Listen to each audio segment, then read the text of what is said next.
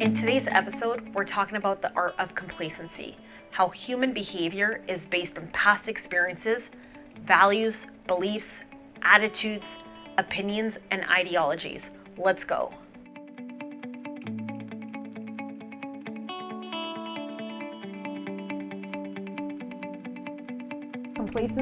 Complacency. Yeah. I'm on deep. The opposite of our lives, right? Because every day it's something new, something fresh, keeps us on our toes. Yeah, but that's a good point. what about people that work jobs where how about I it's ask you this? monotonous? I mean, complacency to me, ever since I came into construction in the sense of, well, actually it was when I started working at a mill when I was 19. I used to work for a small-time renovation company. There was no safety there. It was just me and the owner. Yeah. And then at night, I would go clean up the mill, like use the blower and then pressurize air and then clean out all the machinery. Yeah. That's where I first got introduced to safety. And every time you'd drive in, it would be complacency kills. That's what the banner right when you walked into the mill was. Complacency kills, complacency kills.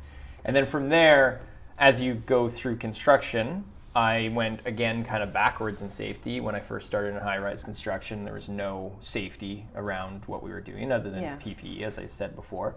But then when it transitioned into more compliance safety and learning from the bigger companies on what you need to do to get to the next level where you don't get awarded jobs, complacency started to come back into the picture. And I think complacency is a very interesting topic.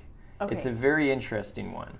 And I know you have a lot of perspective on this as well. So before I go on a 20-minute tangent, as you know I can do, why don't I just hit the pause button and let you... Yeah. So complacency, it totally hits home for me. Having been brought up in a trucker family and then later on in Fort Mac running heavy equipment, running trucks. Yeah, it can get pretty scary. I remember like one of my first jobs up there, I was running a packer. So for those of you who don't know what a packer is, I don't know what the technical term is. It's basically like a big drum and it compacts the ground. So this is anytime you're doing civil work. Mm-hmm. So it's like super, super monotonous. It is super slow, boring. And I was doing it on graveyards.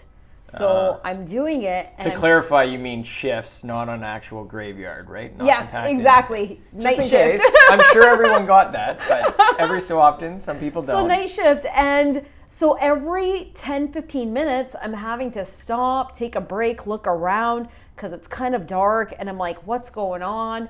And I'm like, this is super boring. We're going to pass out. And sure enough, coffee time hits.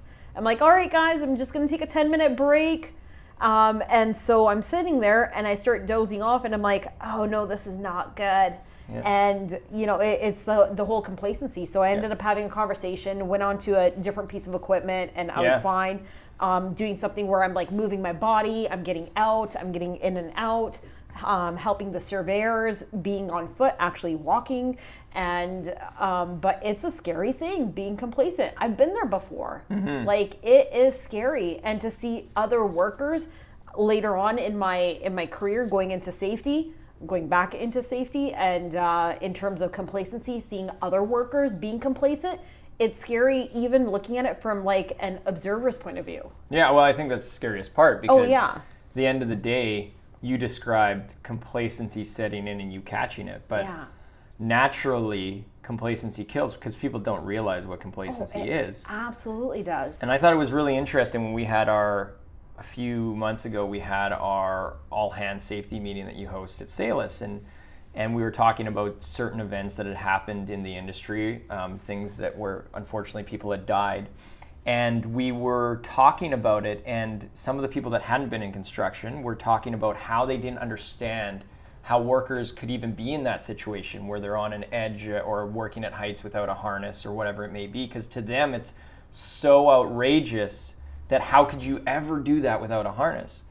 But the interesting thing about that is that from my world in high-rise construction, I saw that all the time. I personally would walk out, I'd have a harness on, forget to even tie off, because once you're no longer afraid of heights and you no longer see the danger, that's when complacency sets in, and that's when you start to let your guard down, and that's when all of a sudden three things combine to having a serious incident. And it's interesting how that works, where I worked with so many people. I'd look up at the building and you'd see the site superintendent of a site on the balcony, no railings, and it's a 6x8 balcony, right? And it's just, they've been in the industry for 30 years and it's no longer registering as risk. Yeah. But then you take somebody that's never been in high-rise construction and you'd be like, that is absolutely insane. How do you even walk up to the window? Yeah. Let alone go on the balcony. I think it's basically where you go from being very conscious and aware to being unconscious. Like sometimes, I don't know if you've had this, I'll be driving home and I've taken that same route or that same path so many times, and I'll get home and I'm like, holy shit. Yeah, I don't remember how I got here. I don't remember how I got here, but here I am in my underground, like, what's going on here? Again, like complacency. Yeah, that's a good example, because I think to allow people that aren't in high-risk environments to understand complacency,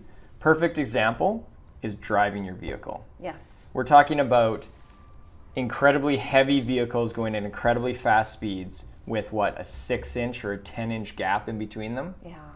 And that, if you are removed from that situation and didn't grow up with it and are put into that, you'd look at that and be like, wait a minute, it's wet, it's raining, and they're both coming around a bend, and all these things, like, that is ridiculous. That's terrifying. Yeah. But we are so used to it. Oh, yeah. That we no longer realize. Well, we're creatures of habit, right? So once you build that habit, a lot of times people like routine. So they're working the same thing, they're doing the same thing, and what comes out of habit or routine is complacency. You become complacent. Yeah. And then it starts affecting your safety and your shortcuts. Yeah, shortcuts lead to the hazards may have been present from the beginning, and you may have been conscious of them.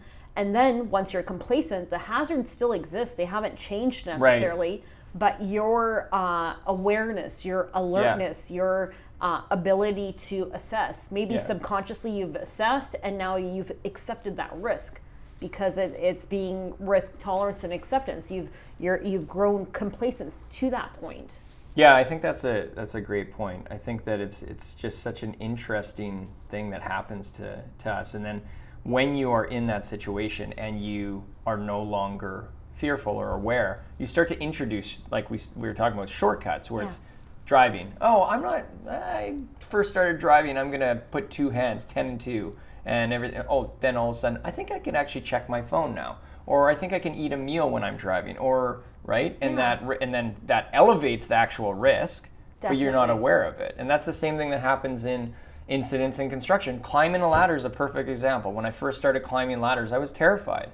It was hard enough to just have a tool in my hand working on a ladder, let alone anything else. And then 2-3 years later, you're on the ladder. And again, before all this understanding of safety, 3 points of contact was never a thing. Yeah. Never a thing. Platform ladders, not a thing, right? And those are the things that all of a sudden you start introducing more, and then leaning over. Now you're, right? And that's how people get hurt, and especially working at your house or whatever it may be. I thought it was very interesting when we were, and actually another interesting perspective of that is when you do talk about the outside looking in. I think it's easy as people in the office or people or safety professionals even to look at it from the outside and say, well, that's clearly there's complacency there and there's risk there, and how can people be doing it? But then you don't identify with that worker that's actually going through it, and how do we break it up? Because I don't know if we found a proper way to break it up. And there was a LinkedIn conversation that was happening you were with, and somebody asked about, hey, what do you do if you see somebody working on a roof? Oh yeah. Do you stop? It was like multiple choice. A, do you stop? B, do you do this? And it got really heated and there was a lot of conversation. But what I found really interesting about that is if you ask the question of how many of you, when you're at home, would actually follow these processes and how to have a harness on your roof or wear safety glasses. And I always go back to that. I say that a lot on these podcasts, but I think it's important because we talk about things in a controlled environment, as in this is work, this is how you have to act. but all of a sudden there's a switch that goes off when you're not at work? Yeah, that's true. Or at the end of the day, is it that you actually have to mentally flip a switch to turn on safety when you're at work?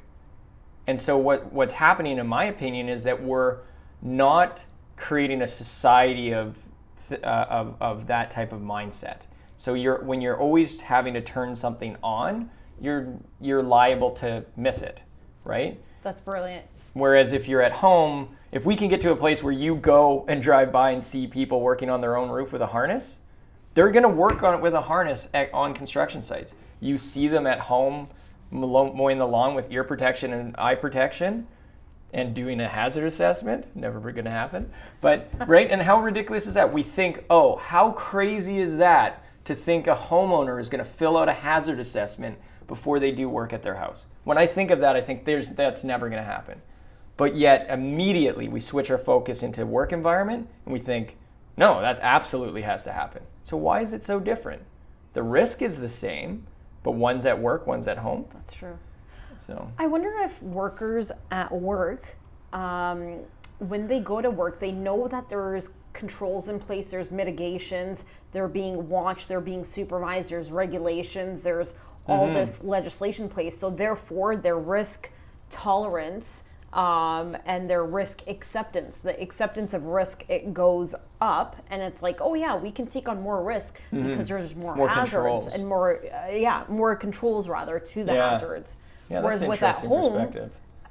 It just kind of dwindles or drops down because there's no more supervision, there's no more big brother, that you don't have to fill out that hazard assessment.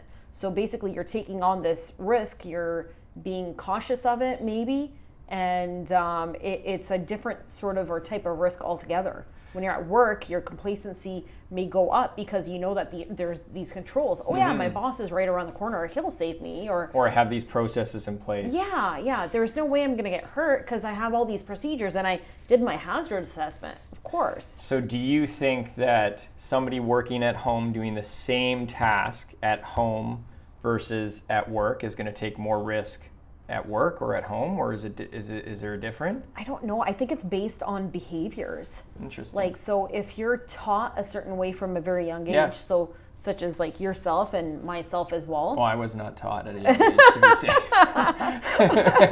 Okay, I'll just use me as an example. Yeah, so, fair enough. You know, my dad teaching me simple things. Yeah. Make sure you're buckled in. Make sure you're wearing your seatbelt. Make sure you do a circle check. Yes, you know, like little things like that. Okay, yes. And it's I take it back. It's instilled in your behavior, right? Yeah. So I don't know.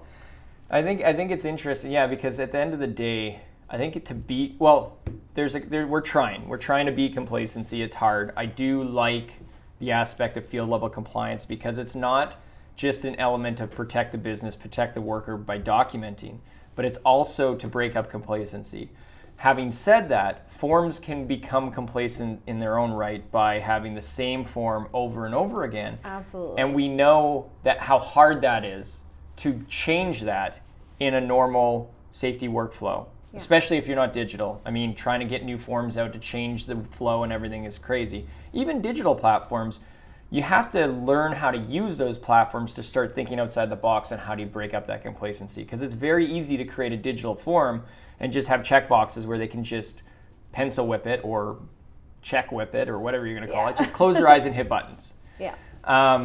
But if you start introducing, like putting a web link in your form and have a video at the start of your hazard assessment that's a new video every month that just says, hey, here, we created a video on how to properly use a ladder or 3 points of contact. Or, hey, here's a video version of your safe work practice on how to unload trucks or whatever it may be. And it starts to break it up a little bit, right? And you have that power. Yeah. And so I think that's a part of the recipe, but it's also the culture. It's also, like you said, you were in the situation driving the compactor where you noticed complacency setting in. And I won't even necessarily categorize that as complacency because you caught it before it could catch in. True, yeah. But you have that in your culture and your mindset to think like that. Hey, how can I break this up? How can I make this more change it up a bit to break up the complacency. Yeah. And if we can instill that in new and young workers, then you start to change an industry. Definitely. That education and training piece, it's crucial, it's vital. And yeah, you're absolutely right. Having a link to a video or some sort of media, opposed to having to read through a procedure or a protocol, look at that, or even look at the picture as well. That's brilliant. So that's all the time we have today. I knew we were going to want to talk and talk and talk on this one. We'll have to do take 2 on, yes, definitely. on complacency. Thanks so like much, as always, for coming out. Absolutely, anytime. I love our conversations. Literally just 2 offices down, so. Or just a phone call away. Or a phone call away. Yeah, definitely. Yeah. Bye. Awesome. All right, thanks everyone. As we end today's podcast, it would mean the world to me if you'd take 5 seconds and push that like button. Leave a comment to let us know how we did and show some love. If you have any questions or topics you'd like to explore, tell me about it below. Don't forget to subscribe. One last thing, you're going to want to download our resource on de-risking your business. I'll put the link in the description. Where's the link? Up here? Maybe up here? Down here or over there?